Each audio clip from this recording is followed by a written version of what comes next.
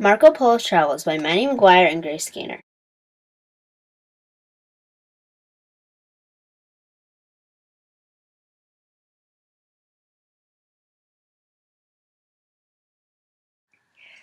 Marco Polo, at age 17, started his travel on the Silk Road with his father and uncle to complete a task for the Emperor of China, Kublai Khan.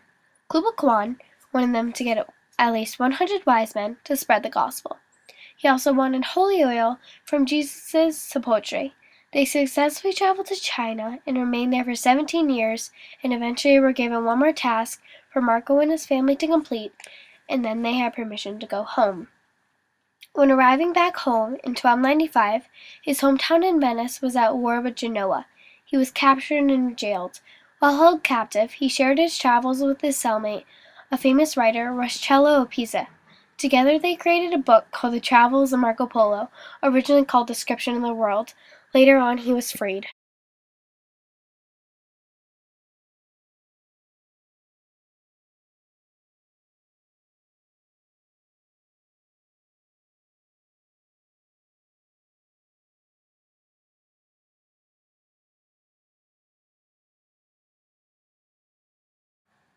Marco Polo's book, called The Travels of Marco Polo, changed where people traveled.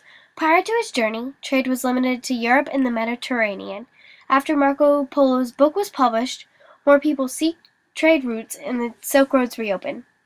Marco Polo says in his book that he was unsure Kwan will let them go back to Venice, but he says, "I believe it was God's pleasure that we should get back in order that people might learn about the things the world contains." Before Marco Polo's travels, nobody believed anyone could successfully complete the journey on the Silk Roads. His book and riches proved of his success. With Marco Polo's success from his journey, he encouraged and increased trade with Asia, and also the use of the Silk Roads.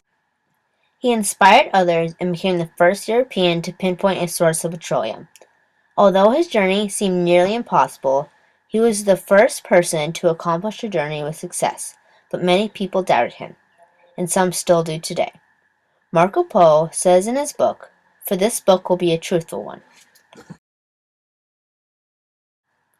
Some reasons people doubted him were that he failed to mention the Great Wall of China, he talks about Prester John who ceased to exist, and he said the Polos came to the army's aid during an invasion by producing 3 Mongols, also known as catapults, but they already existed. Marco's book also says the army then forced the city to surrender, but really the city's surrender took place 2 years before Polo reached China. Marco Polo had no reason to mention the Great Wall of China, historians say, because it was built 1,400 years before he went to China, and it had been abandoned for a long period of time. Although people doubted him, Marco Polo did successfully complete the journey, and this success increased trade with Asia, which brought about new goods and ideas.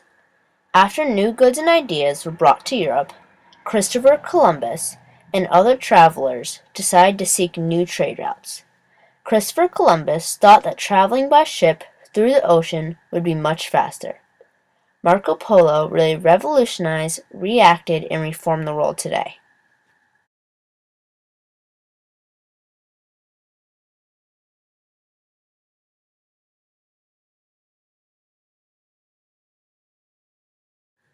Thanks for watching!